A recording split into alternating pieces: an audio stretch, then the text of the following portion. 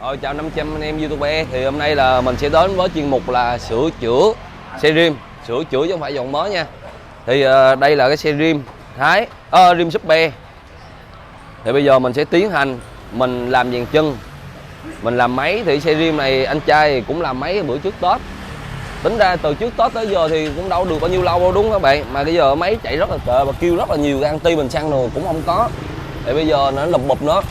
Đó, thì bây giờ mình sẽ chạy máy ra mình làm lại toàn bộ cho anh trai. Thật sự là một cái xe khi mà làm á, đã kêu là chạy máy là làm thì dĩ nhiên mình phải làm lại cho nó đàng hoàng. Đi cũng được vài năm. Các bạn có thể coi những clip mà xe quay Repsol lên 110 mà của em Vũ rồi á. Mấy cái xe đó là người ta đi 2 năm mấy luôn, người ta tới thay bộ của nồi, không bị bất cứ gì hết. Thì xe rim này bây giờ em sẽ làm máy, em sẽ làm những gì như thế nào thì anh em coi clip của mình anh em sẽ hiểu. Rồi làm dàn chân em sẽ làm những gì như thế nào thì anh em coi clip của mình anh em sẽ hiểu luôn. Đó thì bắt đầu em vô em sẽ tiến hành. Rồi chào 500 em YouTube. Rồi giờ cặp bánh đó, mình đã gỡ ra thì cái lân bật đèn này nè nó bị lỏng lân bên đây nè, mình có làm dấu nè để cho thời tiện người ta đóng bạc lại. Rồi bắt đầu mình sẽ thay bạc đèn mới vô cho anh trai này. Sau khi mà đóng lưng bạc đèn mình sẽ đóng thân bu, mình đi rút căm rút đồ cho cái xe rim 18972 này ha. Rồi chào 500 anh em. Bây giờ là mình tiến hành rút bánh ra nè. Sau khi mình rút bánh ra thì anh trai này cũng dặn mình nhớ kiểm tra khung sườn đồ ảnh, để nói là qua anh cũng tự rửa xe kỹ ở nhà rồi. Anh thấy cái khung sườn cũng ok, để khỏi cần làm đồng lại cho ảnh. Bây giờ mình sẽ đem đi xử lý tăng bu và mình thay cái vỏ sau cho ảnh. Vỏ sau ảnh là mòn hết ruột rồi nè các bạn, hết vỏ rồi các bạn, mòn phẳng luôn á. Bây giờ mình đi thay cái vỏ này, cục đề cho ảnh đây, cục đề lô đồ. Rồi giờ sẽ rút bánh, rút cổ phụ chắn 3 ra. Thì bây giờ là bắt đầu là mình sẽ làm cổ phụ chắn 3. Bạn thấy là chén bi cổ nè, đi lâu rồi đất bụi rồi nó đóng nè, nó dơ giấy cỡ này nè, thì dĩ nhiên mình phải thay chén cổ lại cho người ta. Đó, mình làm cổ phụ lại. Đó, rồi mình sẽ làm bình xăng con, lọc gió, thay lọc xăng, kiểm tra bình ắc quy đồ. Còn cái yên này mình kiểm tra thử phải đúng yên zin không. Yên này đúng yên zin đời 98 vậy nè, Super này Super đời 98. Mình sẽ làm cái yên này lại, giữ lại cái đế yên cho người ta để cho nó tăng giá trị lên. Đó, rồi lọc xăng, lọc đồ cũ thì mình sẽ thay cái lọc xăng này luôn. Đó thì giờ là cổ phụ chén 3 mình đã thay ti rồi, mình lấy dầu phục hồi rồi mình thay chén cổ. Thì bây giờ là anh Nguyên kỹ thuật anh sẽ vô, anh có được cái đồ cảo đặc biệt nè, nó giữ nó tán lại đỡ không chày không tán nè, thấy không? Nó đồ chuyên dụng các bạn. Còn cuộc sau này nó hư bấy hết rồi, nó chỉ có vỏ hoài thôi, ở trong ruột ra là so ti phụ hư hết rồi, mình đem đi thay lại cho người ta. Đó, anh đang canh cái độ nặng của cái cổ á. Cái xe này giờ máy nói chung là mình muốn làm nhanh á thì máy mình rớt xuống, bánh rớt xuống cho nên nó hơi khó làm chút. Bình thường có 2 bánh thì mình dễ làm hơn, có bánh sau đồ á nó chịu lại được. Cổ này không có bánh sau luôn nên nó hơi khó làm chút. Đó, anh canh thấy cổ nhẹ quá bắt đầu anh xíu được thêm. Rồi chào 500 em YouTube. Thì sau khi em làm cổ phục chén 3, phục sau đây nè, các bạn có thể thấy là lò xo của nó hư nè. Đó, lò xo hư nát luôn, cong lò xo, cong quéo lò xo luôn, 2 ti phục sau hư luôn. Thì mình lên thẳng ti phục 10 ly cho anh trai. Đó, còn những cái bảo vệ này là nó mòn nó đách luôn nè các bạn. Là giống như cái vỏ của anh là còn được thôi, còn ruột là hư hết. Thì mình thay hết toàn bộ ruột cho anh trai. Tiếp đến xe này không phải là xe dọn thì cái dây e người ta cũng không sử dụng, mình cũng có hỏi người ta anh có thay dây e không, thì ảnh không thay dây e thì mình sẽ là thay dây ga, dây km, dây thắng, 3 dây không thay dây e. Đây là một cái chó đèn trước của xe rim Super đời đầu, chó đèn sọc caro. Đó thì chó đèn này chủ xe yêu cầu thay. Rồi đây là mica mặt đồng hồ, thay cho nó mới đẹp. 4 gắn trước, 4 gắn sau, cặp bao tay, cái lọc xăng này mình thay để mình vệ sinh bình xăng con luôn cho sạch sẽ. Và đây full bộ bật đèn bánh. Thì bánh là mình đem đi đóng thân bu, rút căm với lại thay vỏ. Sau khi mà đi về xong thì mình sẽ đút dàn bánh vô và lắp ráp máy, quay clip lắp ráp máy cho các bạn coi. Bây giờ mình gỡ ra chút rưỡi bình xăng và mình thay lọc gió. Đó, rồi này anh Nguyên đang lắp ráp là anh sẽ thay dây ga, dây e, dây thắng và anh làm cho cái rổ không rung. Hôm qua rổ anh rung dữ quá. Rồi bây giờ là em đã tiến hành em rửa máy của xe rim này sạch sẽ hết. Thì đầu tiên là cái lốc số. Thì sau khi em rửa sạch sẽ em sẽ thay những cái bạc đạn này bằng những bạc đạn mới. Tiếp đến giòn và tay giòn á thì em sẽ thay cặp bạc đạn giòn mới NTN Made in Japan. Sau đó là em sẽ thay một bộ số mới cho xe rim này. Và phần cái lồng á thì xe này rim này còn ok nha các bạn.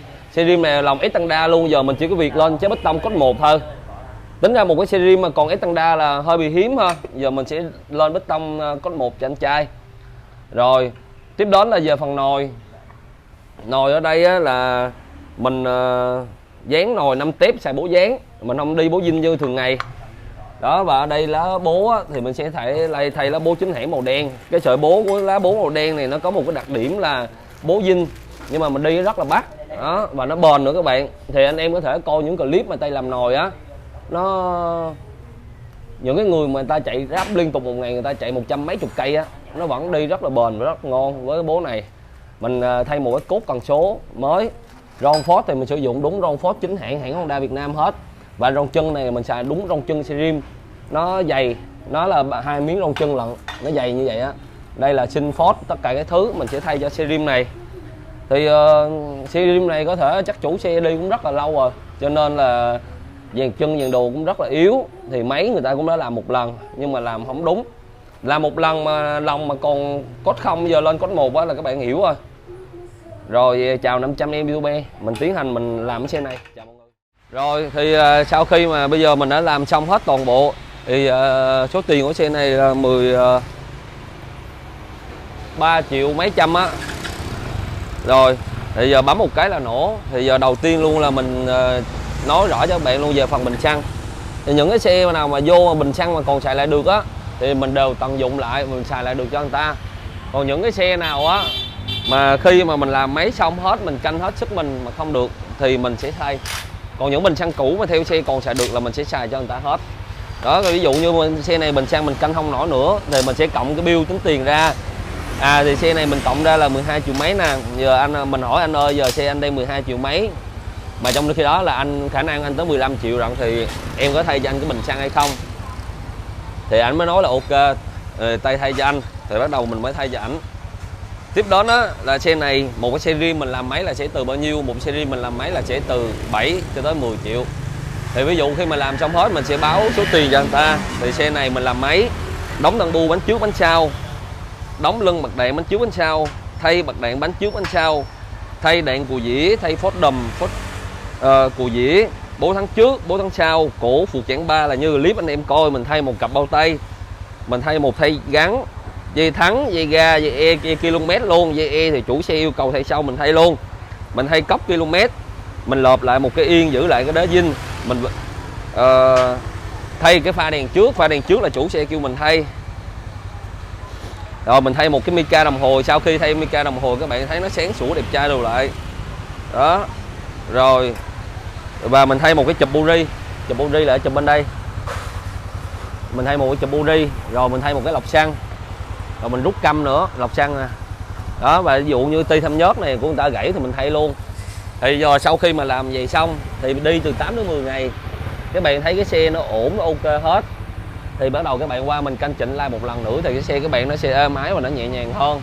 Rồi cảm ơn mọi người, chúc mọi người sức khỏe, chúc mọi người có một đêm coi kênh của anh Tây Cua Niễn, nhớ bấm subscribe đăng ký kênh anh Tây. Chào mọi người. Rồi chào 500 em YouTube, đây là chủ xe rim Súp B 18972. Thì sau khi mà đi 10 ngày là quay lại canh chỉnh. Một tuần anh? Một tuần. Rồi bữa anh làm của em là hết nhiêu tiền? 14 triệu 650 ngàn. Anh nhớ là em làm cho anh là những gì được không? Mình làm chẻ máy, làm dàn chân, thay một cái bình xăng con. Thì ví dụ như làm với số tiền đó rồi sau khi mà nhận lại cái xe anh chạy, anh thấy cái xe anh như thế nào?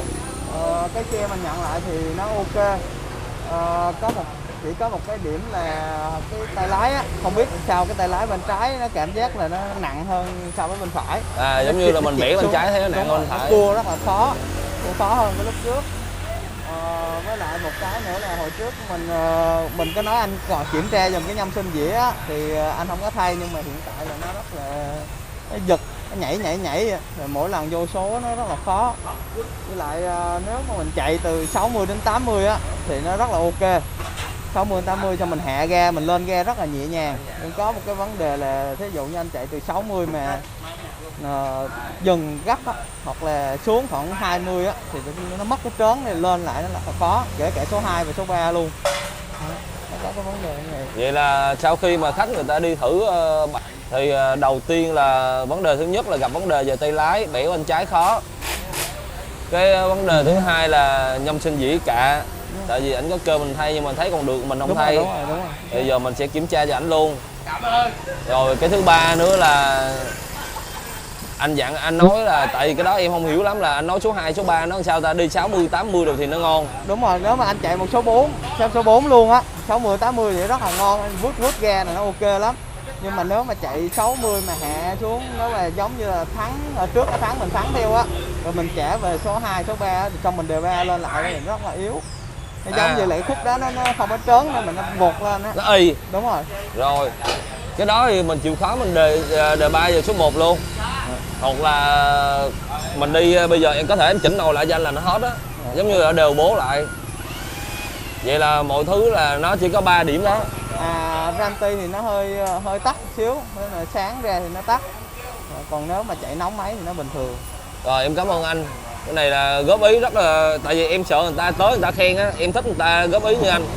Bởi vì cái xe mình làm mình bỏ tiền ra mà có sao mình nói vậy, để mà cái xe anh ngon hơn. Vậy là sẽ có 4 điểm. Thì sau khi mà chủ xe người ta đi 7 ngày như vậy đó thì người ta sẽ có 4 điểm. Người ta góp ý với mình thì mình sẽ canh chỉnh lại cho người ta và hoàn toàn không tính phí gì hết. Ví dụ như gan ti là rất dễ chỉnh, tại vì gan ti máy đều xong là mình sẽ chỉnh lại rất là dễ. Rồi em sẽ kiểm tra cổ lái và nhâm sinh dĩ cho anh. Đó là giống như người ta báo 4 phần thì mình sẽ khắc phục được 3 phần cho người ta, còn 1 phần mình không làm được cái đó, các bạn đi các bạn nhớ trả số giờ đều đặn rồi em sẽ làm cho anh.